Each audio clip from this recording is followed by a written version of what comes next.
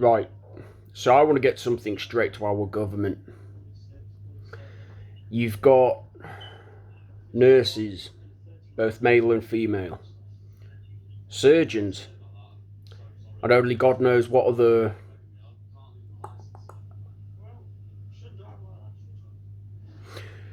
member of our NHS. See, these peoples, or should I say these people, they are currently striking due to a low pay wage. I believe that is what this is about, although don't quote me on it. Just do the right honourable thing and give them that pay raise. You know, the amount of lives that they actually save, and yet they get virtually peanuts, pocket money. But yet, ironically, the government actually get handouts. They get payments for speeches and all of this. You have all of the funds for that, but yet you don't have the funds to actually give our NHS workers a considerable, healthy rise, pay rise, as you will. It's all good for you government officials. You could eat like kings. I mean, the hell with it. I bet you that you're even wiping your own arses with 24 karat gold plated tissue paper, while those that bend over backwards in order to save lives and generally, make the world a better place are struggling, to make ends meet due to high inflation and only God knows what else. Quit being a bunch of self-entitled, greedy-ass mofos and get your priorities right, man. This is why I'm losing interest in even helping the government at the minute. Because it's always the same. It's always about them. What can we do in order to screw the British public over to make our next big profit? And yet when we fight back, apparently we're the rebels. We're this. We're that. We're all of the names under the sun. In other words, you can't handle people fighting back as part of their free will. Well, answer yourself this question. Maybe, just maybe, if you weren't such a bunch of sour-faced, self-entitled,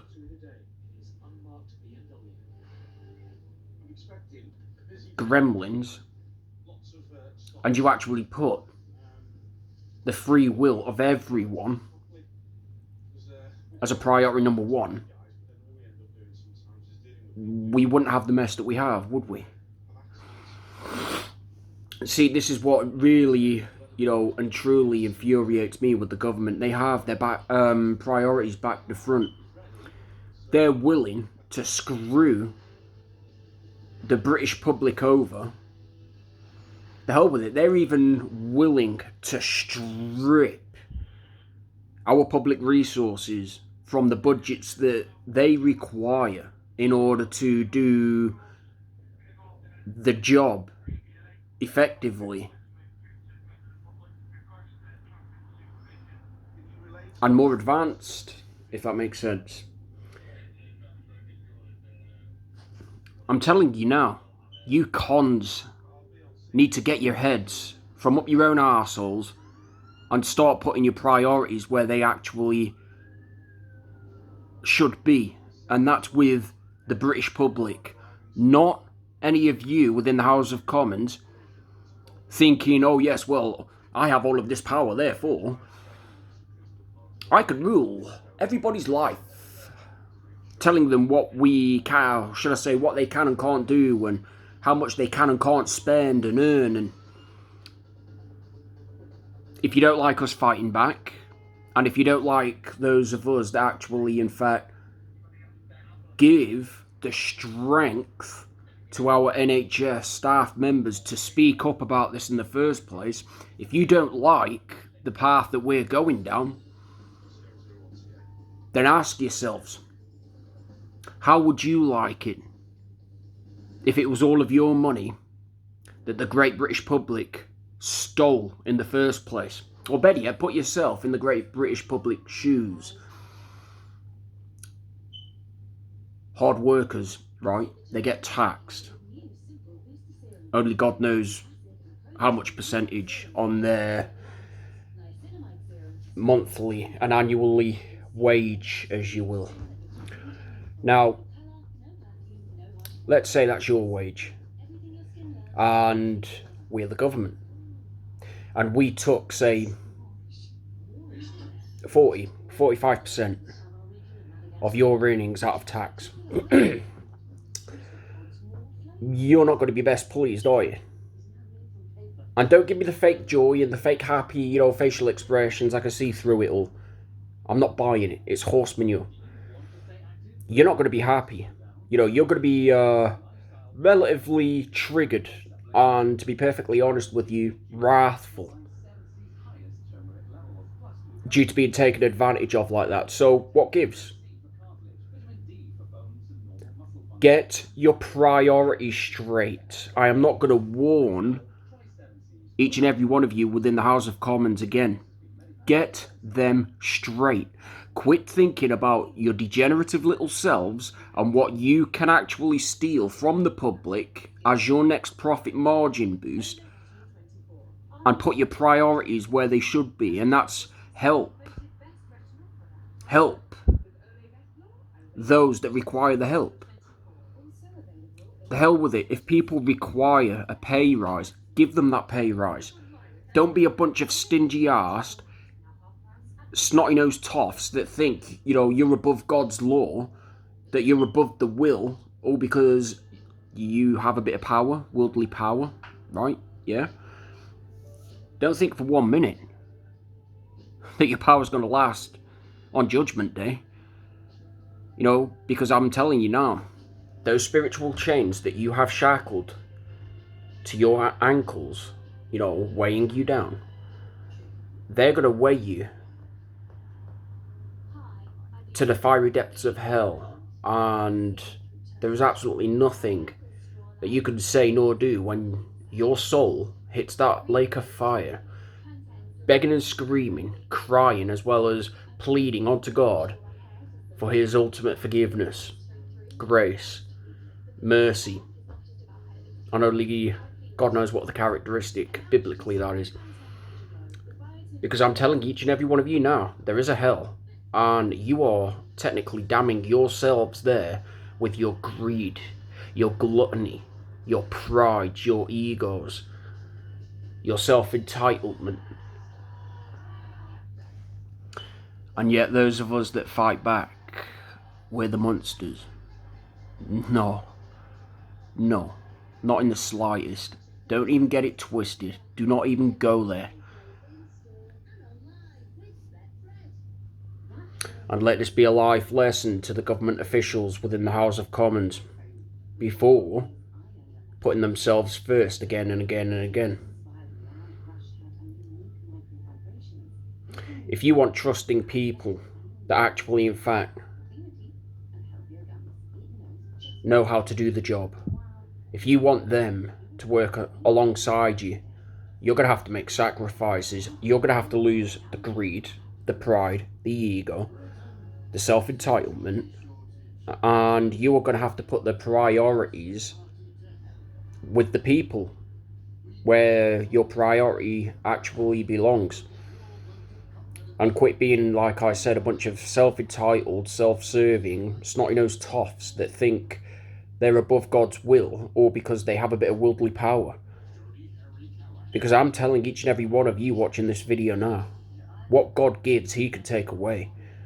And you best believe the public are going to speak out, and we're going to strip that power away from you, bit by bit, up to the point where there's nothing left of the House of Commons, there is nothing left of this corrupt system, and a global reset will begin.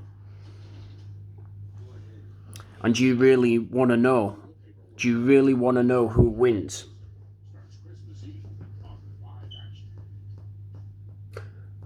Those of God's called, those of God's chosen, those that are currently seeking the truth, those that have accepted their calling, but don't quite yet have their hands upon their calling, if that makes sense.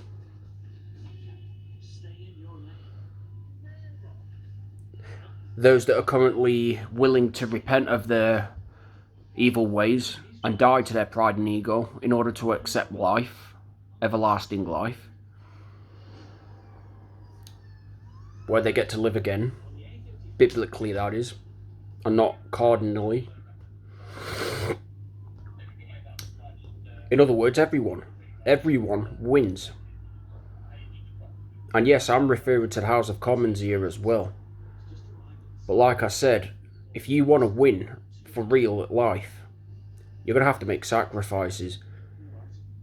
You're going to have to quit expecting everything to be handed down onto each and every one of you via a 24 karat gold platter. Because technically speaking, you are shedding blood for this money. You are killing innocent people for this money. And yet you get to live lavish lifestyles.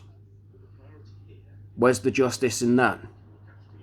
You've got hard-working family members struggling to put food on the table for their families, that abide by the law, that pay their 45% tax rate if, that's the case. Because I know it kind of varies depending on what wage is earned, monthly and annually, that is. In other words, they're abiding by the law. They're being a law-abiding citizen.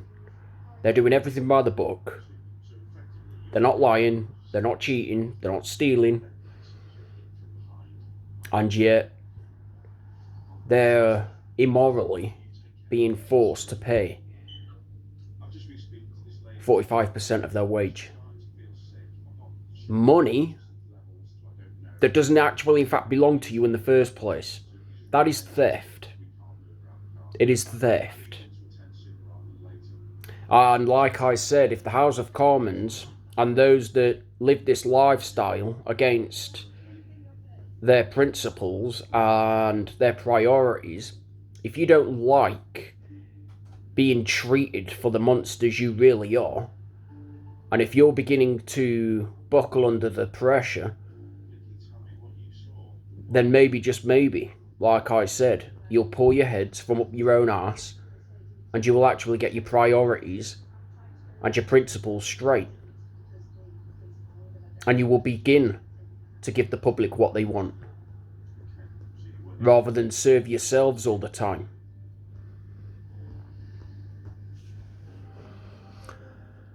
What's that saying? If you want to make change within today's society, and all for the right reasons, you have to become that change. And you're not going to leave an everlasting blueprint, by continuously thinking for yourselves all the time. Because you've got your priorities and your principles back to front. Like I said, pull your head from up your own arses. Smell the coffee bean brewing as we speak. And start doing your jobs correctly. Start doing your jobs morally. Otherwise, I have connections too. Oh yeah, I have connections too. I also have connections within the House of Commons. And you best believe we're not happy. We're not happy with the way humanity on a whole are treated. And we're going to take that power back.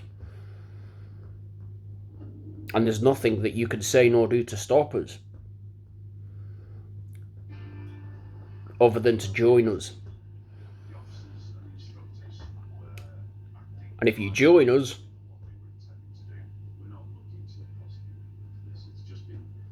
you would have made the right choice. You would have made the right decision. And all of the pain and suffering, along with struggles and battles that you may face now as a form of punishment / consequence to your actions, it would have all paid off. All of the hard labour would eventually have paid off. And I'm not necessarily referring to physical finance here either. I'm referring to biblical emotions. Not worldly emotions, biblical emotions. Emotional intelligence. Emotional maturity. In other words, we get to choose how we interact with other people. Is, I guess, consider it, being made anew and living life again from scratch, And as you go along, you begin to make healthier choices, healthier decisions. I guess, you can call it growing and evolving again, It is what it is.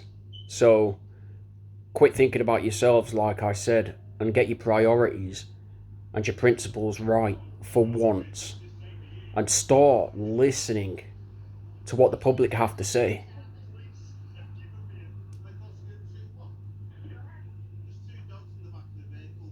And if the NHS members, like I said, demand a pay rise or even a better wage than they're already getting, then give them that. They've earned it through their hard work and sacrifice. They have earned that. You can at least give them that.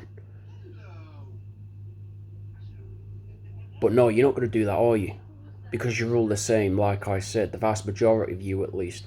You think about yourselves, you think about your own back pockets,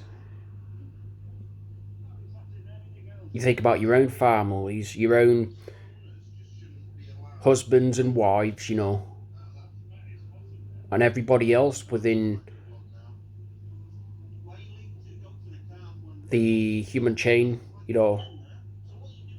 other words, those outside of the government, i.e. myself, my neighbours, everyone on a whole, for that matter, we're just guinea pigs, We're left to technically die. And that's not right. I believe everyone deserves a chance at life. It doesn't matter who you are or what you've done. It doesn't even matter how many sins people have committed. You all deserve a chance to live correctly, to live morally, to live by principles